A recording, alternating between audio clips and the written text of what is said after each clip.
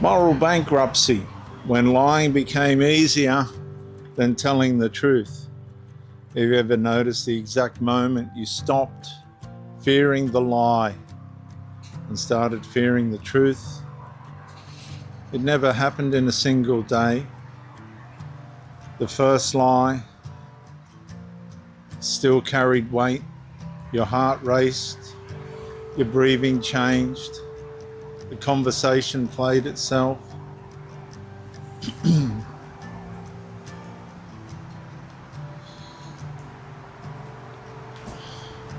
All night, the conscience refused to leave you alone. You told yourself it was an exception.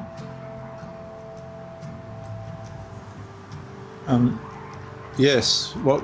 So the curbside collection is for next Thursday. Righto. So we need to have it out on Wednesday night. Right. And our yellow bin is getting collected tomorrow morning. Is it? Yeah. The conversation replayed itself all night, and the conscience refused to leave you alone. You told yourself it was an exception, a temporary escape, a mistake you would never repeat. Then life moved on. Nothing happened, no immediate consequence, no public collapse, no exposure. And the silence itself became seductive. The voices learned from it. See, you survived. Do it differently next time. Become more careful. And soon the lies stopped protecting a single decision. They started protecting the entire life. And every morning required another adjustment, another omission, another permission, another carefully measured version of yourself. You no longer entered conversations as the same person.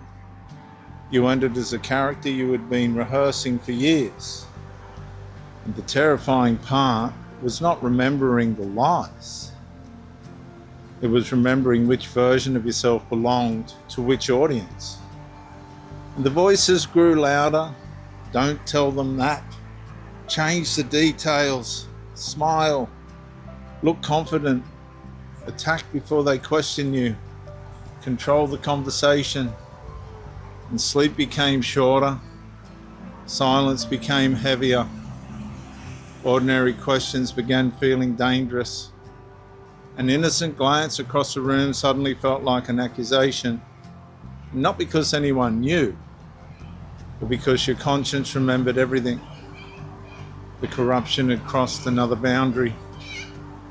You were no longer using deception to protect immorality. The deception had become the immortality, the immorality. Truth no longer felt safe. Honesty no longer felt freeing. It felt catastrophic. And the soul slowly adapted to the permanent vigilance, and every relationship became strategic. Every conversation became calculated. Every unexpected moment required risk assessment. And you were no longer living, you were managing. And then one ordinary day, the voices suddenly stopped. No excuses, no rehearsed explanations, only silence.